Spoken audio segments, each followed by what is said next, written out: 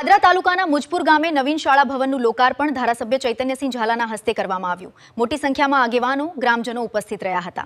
પાદરા તાલુકાના મુજપુર ગામે નવીન શાળા ભવનના લોકાર્પણનો ભવ્ય કાર્યક્રમ યોજાયો હતો।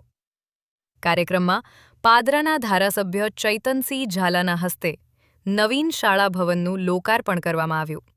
આ પ્રસંગે તાલુકા ભાજપ પ્રમુખ સંજયસિંહ પરમાર, તાલુકા પંચાયત પ્રમુખ મહેન્દ્રસિંહ પડિયાર, તાલુકા પંચાયત ઉપપ્રમુખ કામિનીબેન પટેલ, મુજપુર જિલ્લા પંચાયત સદસ્ય ઉર્મિલાબા પઢિયાર, વડુ જિલ્લા પંચાયત સદસ્ય સુરસી પઢિયાર, તાલુકા પંચાયત સદસ્ય પિનાકીન ચૌહાણ, તાલુકા પંચાયત કારોબારી ચેરમેન હરિભાઈ સહિત ભાજપના હોદ્દેદારો અને કાર્યકરો ઉપસ્થિત રહ્યા હતા।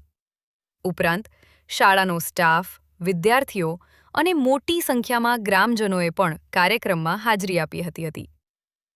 કાર્યક્રમની શરૂઆત દીપ પ્રાગટ્ય સાથે કરવામાં આવી હતી। ત્યારબાદ ઉપસ્થિત મહાનુભાવોને પુષ્પગુચ્છ અર્પણ કરી તેમજ સાલ ઓઢાડી સન્માનિત કરવામાં આવ્યા હતા।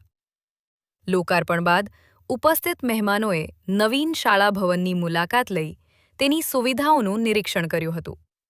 આ પ્રસંગે ધારાસભ્ય ચૈતનસિંહ ઝાલાએ પોતાના પ્રાસંગિક સંબોધનમાં જણાવ્યું હતું કે ગુણવત્તાસભર શિક્ષણ માટે આધુનિક સુવિધાઓથી સજ્જ શાળાઓ સમયની જરૂરિયાત છે।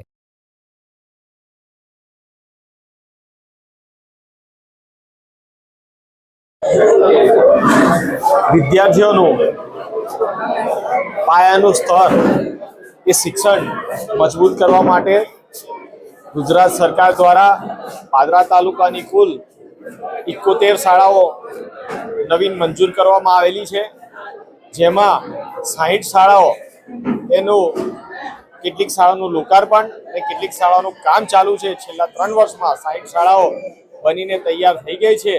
તેના ભાગરૂપે આજરોજ મુજપુર પ્રાથમિક શાળા કે જે 1,75,00,000 રૂપિયાના ખર્ચે બનીને તૈયાર થઈ છે, તેનું આજરોજ લોકાર્પણ યોજવામાં આવ્યું છે।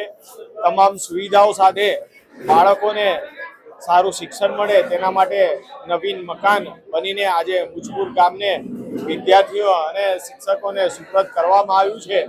આજનું બાળક એ આવતીકાલનું ભવિષ્ય છે, તેના માટે તેઓ શિક્ષણ કરીને મજબૂત થાય તેના માટે ગુજરાત સરકાર ખૂબ જ મહેનત અને પરિશ્રમ કરી રહી છે।